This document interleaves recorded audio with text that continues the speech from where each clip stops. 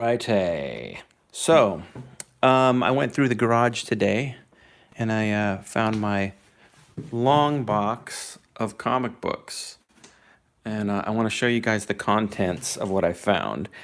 I'd say between the ages of 11 and 15 or so, I collected comic books, mainly comic books by this fellow, John Byrne. Huge John Byrne fan. By the way, this video is a shout out to Comics Kayfabe and the legendary Javier Hernandez, two of the YouTube channels that do this quite better than I will. But I just wanted to share this collection with you. But those guys are pros, so go check out Los Comics TV and obviously Comics Kayfabe. All right, but here's some of the stuff I have. This is an early John Byrne comic. I'm not a big board and bagger. I think when I bought these, they came, the ones that have them came in them. So, but yeah, I have the whole Alpha Flight run. I go deep. Alpha Flight was great, one of my favorites. I don't know, I have probably up until at least issue 30 something, probably. Yeah. Big Captain America fan, big Captain America. Especially Captain America done by Mike Zeck. Love Mike Zeck's artwork. Huge Mike Zeck fan. Think he did the best Captain America between him and Jack Kirby, I think. And then here, of course, the man, John Byrne, his Captain America. Killer. Loved it. Speaking of John Byrne, and I always speak of John Byrne, this is probably my favorite thing that he's done. And I know this was early on in his career, but Iron Fist. This was the first comics that I think this one right here, this is the first comic book that I ever read as a kid. Actually, maybe the second one, because I have one here that I remember. It's Spider-Man and Dracula, and that scared the hell out of me as a child. But this is the first one I really remember picking up, and it was mind-blowing. And I was a John Byrne fan even before I knew who John Byrne was. But I got a bunch of Iron Fists, with John Byrne. And the character Iron Fist is one of my favorites, but especially when John Byrne did it. And I know this is early on in his career. So I got this, like stuff like this, I would pick up. I don't even know why, but and then this, I can tell you exactly when I got out of comics. Not because of this, but this is the time when John Byrne took over the Incredible Hulk. So let me see here. I just went over here to get something. All right. Black Panther, one of my favorites as a kid. One of my all-time favorite superheroes. So when they finally made a movie of him, I was very happy. Although I liked the Black Panther that just didn't have any stuff on his suit. That was just, what a great cover too, huh? Hilarious. What a great hero, Black Panther. And then this, I thought this was worth something. I really did. I thought this was gonna okay, I'll be able to, buy a Lamborghini, This is the first appearance of the Punisher. Yeah. Yep. And then this one here too, the first Wolverine. So I went on eBay and I don't know, leave it in the comments if you have a better idea, but these aren't selling for very much on eBay. There's a couple things I wouldn't sell. Like I wouldn't sell my Alpha Flight run. I'd keep that. And for sure I wouldn't sell this. This is very sentimental. And I love these Iron Fist comics. I was thumbing through them the other day. Something else I would not sell. Where is it? It's a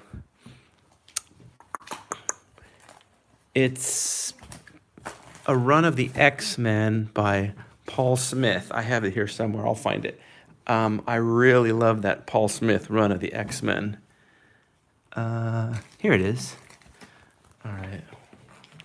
Dude, I got a ton of Fantastic Four. I have the whole John Byrne run, Fantastic Four. I know. but this run right here of Paul Smith's X-Men, insane. In fact, let me tell you a little story. I was 12 and a half years old, and I was at my grandmother's house in La Habra, and I was bored. So I walked to the Circle K. I remember the day, and I saw this in a spinner rack. And I hadn't been collecting comics. I mean, I'd picked a few up here and there just as a kid, just because it had cool art. And I started thumbing through this, and I saw Paul Smith's artwork and his line work. I mean, I didn't notice I was enjoying the line work or anything, but just the way he drew the characters and such.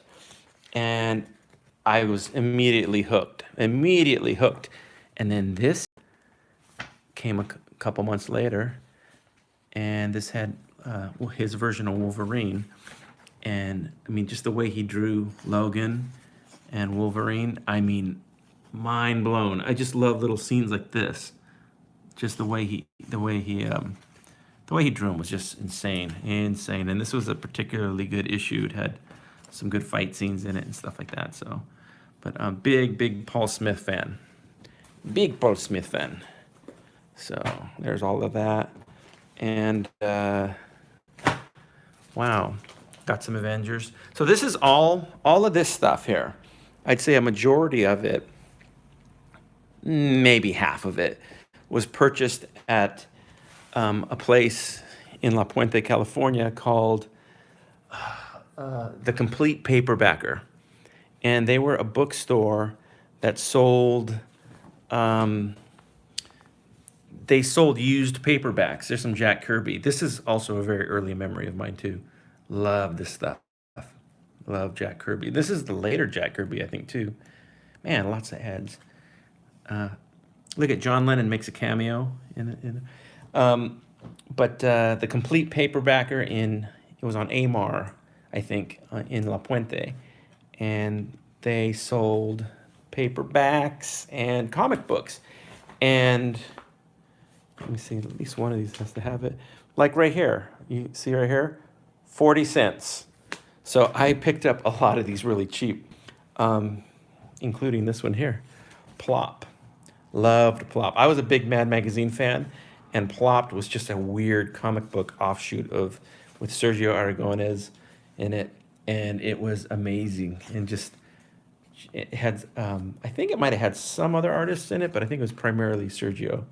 But I mean, just some good stuff in here.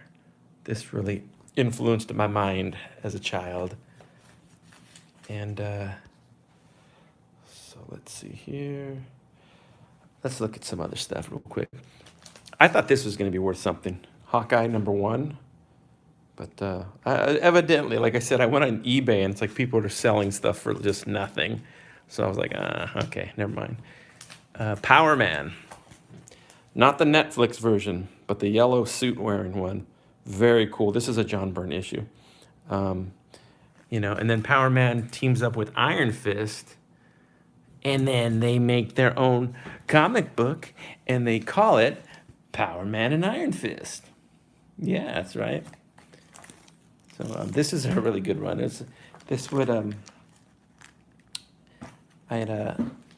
If ever I was to direct a comic book movie, it would probably be Power Man and Iron Fist. I think that. But because somebody already did Captain America and Daredevil. And as a youth, I didn't appreciate Frank Miller as much as I do as an adult. But there's some good stuff here, really good. I was just thumbing through this today, and there's like really good storytelling in here. Really good. So, yeah, I was an early. I don't know if you guys remember Dynamite magazine. Dynamite magazine had a Daredevil story in it, and I remember it was really cool. Speaking of cool, here's a Daredevil drawn by the man himself, John Byrne. Wait, look at this ad. Hold on, rewind that. What? This guy says, when I plan to retire before 50, this guy is not younger than 50. I'm sorry. If he is, then you should have retired for medical reasons many years ago. But this is a great, remember this kid? Hi. All right.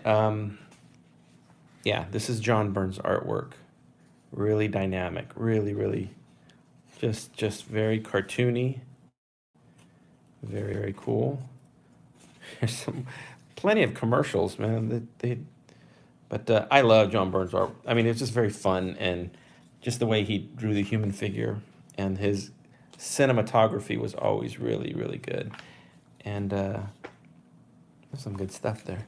And I know that people that are comic book fans, you know, they know John Byrne from the X-Men and the Fantastic Four. But, oh, by the way, I'm going to show you guys something here if I can find it. Speaking of comic books that influenced me,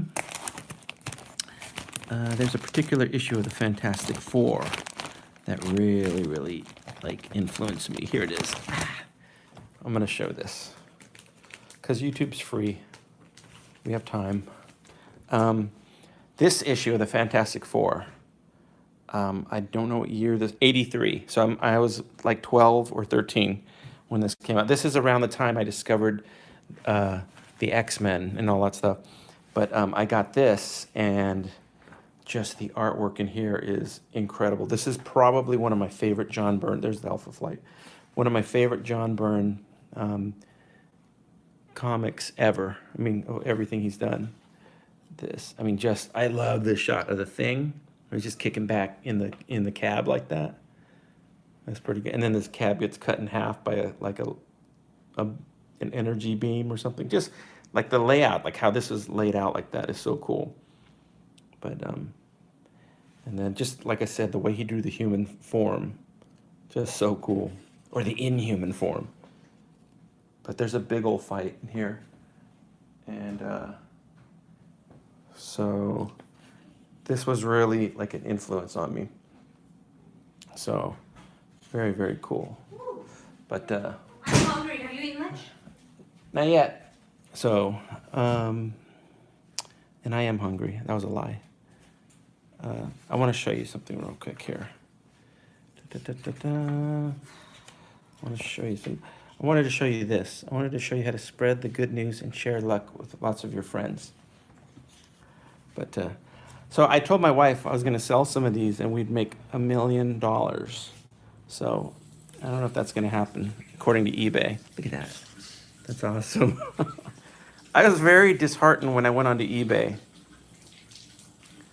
But this guy right here, one of my favorite superheroes of all time. So I'm getting as much mileage as I can from these. So anyways, this issue was 13 years old. Huge, huge, huge. So, and this one would be a good one to end with because I am hungry. So, all right. So, oh, here, this one here too. I got this. I think I got this from my brother, Bob. This was my all-time favorite version of the Hulk. Sal Buscema, I think. Yeah. Yep. Look at that. It's all worn and torn. This is great. I was just looking through this today. This is amazing. Such fun. I'm going to read every one of these tonight. So, all right. That's it. With that, we'll sign off, and I'm going to eat food because I'm hungry. So if anybody wanted to buy this, I'll sell you all of this for $500 million. $500,000. So, okay. All right. Thank you, guys. All right.